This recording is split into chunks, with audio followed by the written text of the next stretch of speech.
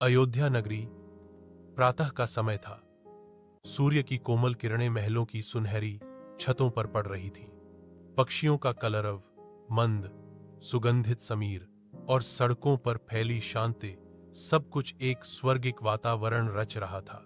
आज अयोध्या में उत्सव का माहौल था, क्योंकि महाराज दशरथ ने यह घोषणा की थी कि वे अपने प्रिय पुत्र राम को राज्याभिषेक देने जा रहे हैं। राजमहल के भीतर दीप जल रहे थे, फूलों की मालाएं सजी थीं और जनसमूह में हर्षोल्लास की लहर दौड़ रही थी।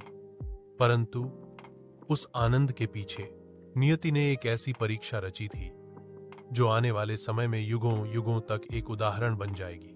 मंथरा, कैकेयी की दासी, धीरे धीरे उसकी बुद्धि पर छाया डाल चुकी थी। वह अपने विष भरे शब्दों से कह रही थी, रानी, आज तो कौशल्या की विजय हो रही है। राम राजा बनेगा तो भरत क्या करेगा?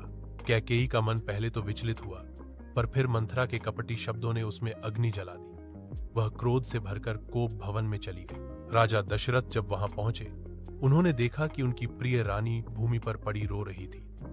दशरथ ने कहा, देवी, बताओ, तुम्हारी क्या इच्छा है? मैं तुम्हें तीनों लोकों का राज्य दे सकता हूं। कैकेयी ने शांत स्वर में कहा, आपने मुझसे 2 वरदान दिए थे, उन्हें स्मरण करें। पहला वर मेरे पुत्र भरत का राज्याभिषेक हो, दूसरा वर राम को 14 वर्ष का वनवास। यह सुनते ही राजा दशरथ का हृदय जैसे थम गया। उनके होंठ कांप उठे, नेत्रों से आंसू झरने लगे। उन्होंने कहा, देवी, तुम क्या कह रही हो? राम तो मेरा प्राण है।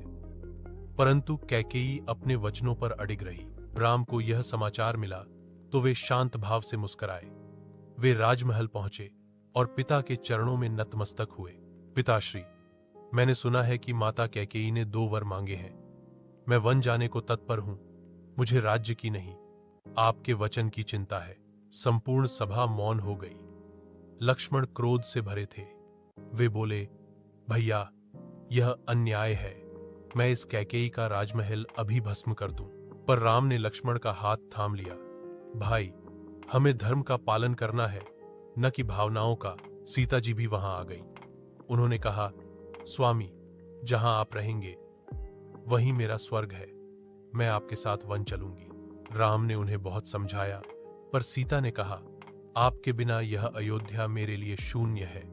अंततः राम, सीता और लक्ष्मण ने वनवास का वस्त्र धारण किया। सुबह का समय, संपूर्ण अयोध्या सिसक रही थी।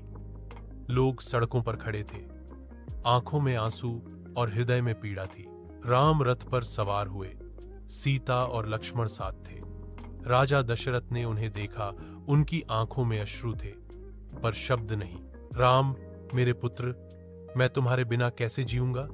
राम ने झुककर कहा, पिताश्री, आपका आशीर्वाद मेरे साथ है, यही मेरा बल है। रथ धीरे धीरे अयोध्या की सीमा से बाहर गया।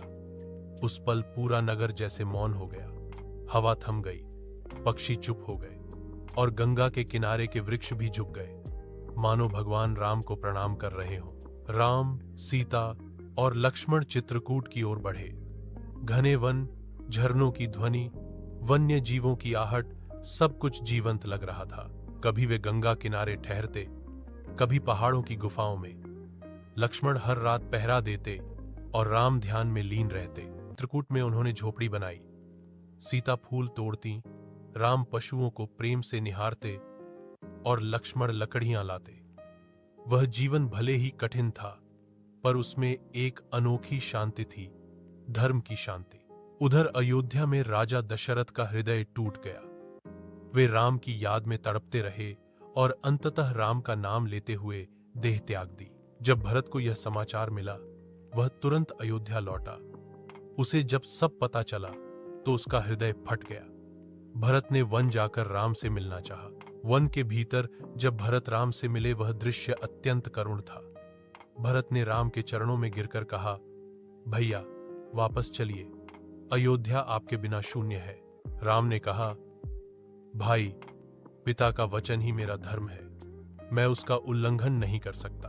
भरत ने कहा, तो मैं आपके प्रतीक स्वरूप आपकी खड़ाऊं लेकर जाऊंगा, वे ही अयोध्या के सिंहासन पर रहेंगी।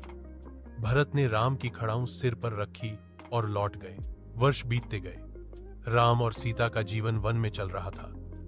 वे अनेक ऋषियों से मिले, अत्रि, अगस्त्य, शरभंग आदि। वन के हर कोने में उन्होंने धर्म की सुगंध फैलाई। कभी झरनों के किनारे बैठे वे भक्ति गीत गाते, तो कभी लक्ष्मण के साथ